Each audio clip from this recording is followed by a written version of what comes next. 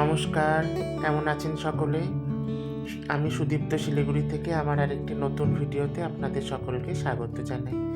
আজকে সকাল থেকেই আমার ব্লগটি শুরু করলাম। মার সাথে কথা বলছি সকালে উঠে। মার ফ্রেশ হয়ে চা টা খেয়ে ওষুধ খাওয়া হয়ে গেছে। তো আমাকে বলছে যে তুই চা টা খেয়ে ওষুধ খা, গল্প করি একটু। তো সকালবেলায় আমার প্রথমেই শুরু হয় মার সাথে একটু গল্প টল্প করে, দিনটাও ভালো যায়, মারও ভালো লাগে। তো আগের কথা বলে আমরা একটু হাসাহাসি করছিলাম। তো মাও পুরোনো কথা বলছে, আমিও বলছি যে সেই দিনগুলো কী মজা ছিল।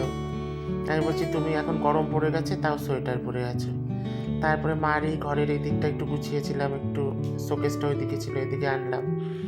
এটা আগের দিনই করেছি। তো মাকে বললাম তোমার কেমন লাগছে, বলে ভালোই লাগছে। আর এই যে বাসনা, মাকে রাত্রে দেখাশোনা করে, ও অ্যাটেন্ডেন্ট থাকে, এখনও চলে টলে যাবে। তারপরে আমি একটু ব্যালকনিতে আসলাম। সকালবেলা ভাল লাগে বেশ, ফাঁকা ফাঁকা সুন্দর হাওয়া দিচ্ছে, ফাল্গুন মাস এখন, বাইরেটা খুব সুন্দর, পাতা ঝরার দিন। অনেকে মর্নিং ওয়াক করছে। বাড়ির সামনেই তো আমার ডাবগ্রাম মাঠ, প্রচুর লোকের সমাগম এখানে। তারপরে ভাবলাম একটু চা খাই, পিসি তো চা করা হয়ে গেছে। পিসিকে জিজ্ঞেস করলাম, বলে চাটা রেডি আছে, খেয়ে নে। তো পিসি আবার সকালবেলা আবার একটু লুচিও ভাজছে, ভাবলাম চায়ের সাথে খাই। আমরা সবাই মিলে এখানে চা খাই পিসির ঘরে বসে বিছানাতে। আর আকাশ চ্যানেলে গুড মর্নিং আকাশে গান হয়, মা ওই ঘরে আসে, বেশ সকালবেলাটা আমাদের গল্প করে সুন্দরভাবে আমরা শুরু করি। আর আমাদের চা করে এটার মধ্যে রাখা হয়, এই পটটাতে।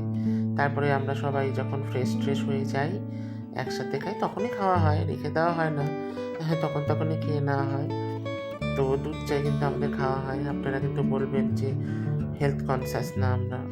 হ্যাঁ ঠিক, আমরা দুবারই চা খাই, একবার সকালে একবার বিকেলে, দুধ চাই খাওয়া হয়। বিস্কুটও থাকে, লুচি পরোটাও থাকে, রুটিও থাকে, কোনো দিন ঝুরি ভাজা থাকে, চানাচুর থাকে। আর এই যে দেখুন, আমাদের মধ্যে কিন্তু 5 specially biscuit, bakery biscuit, moms magic, ওইদিকে গুগলি, এদিকে মমস ডিজায়ার্ড নাকি, সেগুলো সব 5 স্পেশালি।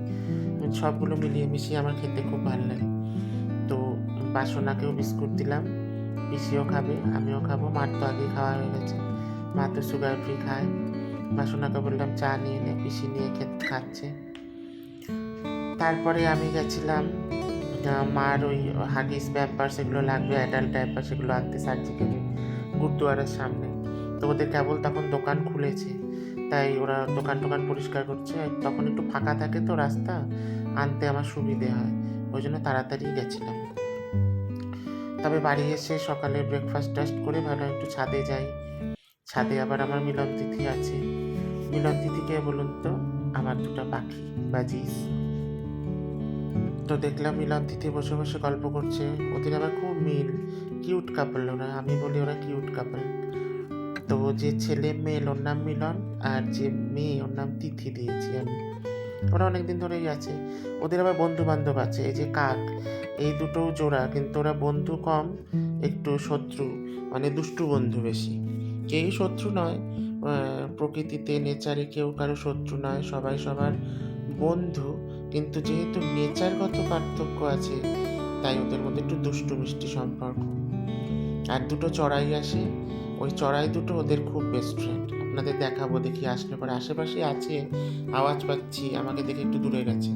ওই ওদের যে খাবার টাওয়ারগুলো পড়ে, ওইগুলো ওরা খায় এসে। তো ওদের নাম হচ্ছে বকুল প্রিয়া। ছেলে চড়াইটার নাম বকুল, মেয়ে চড়াইটার নাম প্রিয়া। আর এই যে দেখুন আমাদের কি সুন্দর তুলসী গাছটা হয়েছে।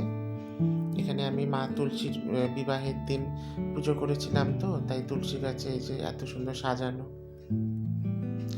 সকালে আপনাদের দেখিয়েছিলাম, এখন তো ভোর হয়ে গেছে। আর এত পাতা পরে কর্পোরেশন থেকে এখানে আগুন দিয়েছে, ধোঁয়া উঠছে সেটার, তাই তো ভয়ও লাগে আগুনটা ছড়িয়ে না যায়, তাই দেখছি। আর আমাদের সুমি মাসি কাজ করে চলে যাচ্ছে সাইকেলে।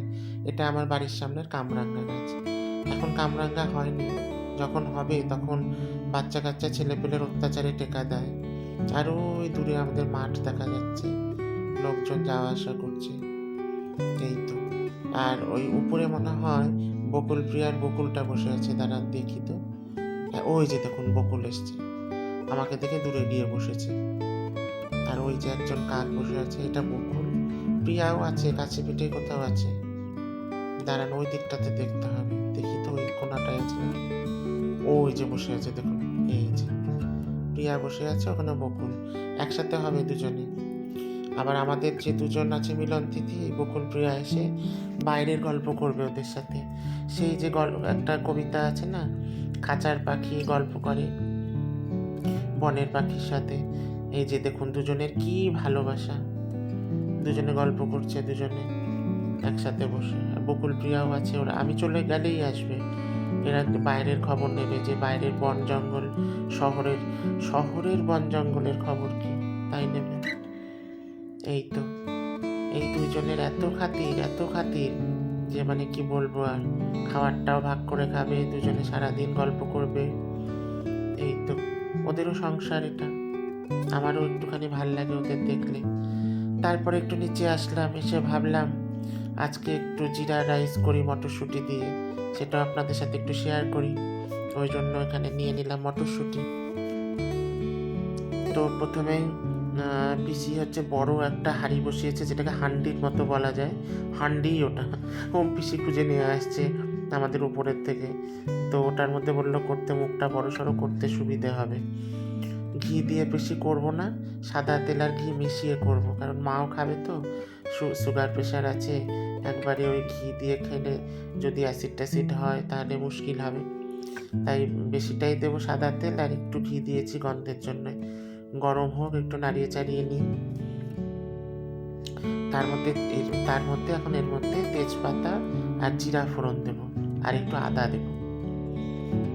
তার ঘিটা আপনার তেল আর ঘিটা গরম হয়েই গেছে। তেজপাতাটা দিই আর জিরাও দেব।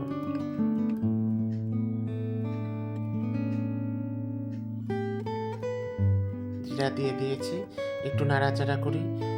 মশলাটা ভালো করে একটু ভাজা ভাজা হোক, ফোড়নটা। তারপরে দেবো আদা বাটা না, গ্রেট করে নেওয়া হয়েছে। বাটার থেকেও দেখি গ্রেট করে নিলে জানেন তো বেশি না অ্যারোমাটা, গন্ধটা ভালো বেরোয়। দেখবেন আপনারা, বাটার থেকে গ্রেট করাটাতে ভালো হয়। এই যে আদা গ্রেট করা দিয়ে দিলাম। এবার এটাকে একটুখানি ভাজা ভাজা করে মটরশুঁটি আর চালটা দেব। গোবিন্দভোগ চাল নিয়েছি, আপনারা বাসমতি চালও নিতে পারেন। গোবিন্দভোগ চালে একটু ভালো হয়, গন্ধটা সুন্দর হয়, আদার সাথে আর জিরার গন্ধটা বেশি করে আসে। প্রথমে মটরশুঁটি দিয়ে দিলাম, একটু নাড়াচাড়া করে গোবিন্দভোগ চালটা দিয়ে দেবো, কারণ কষাতে হবে তো, না কষালে তো হবে না।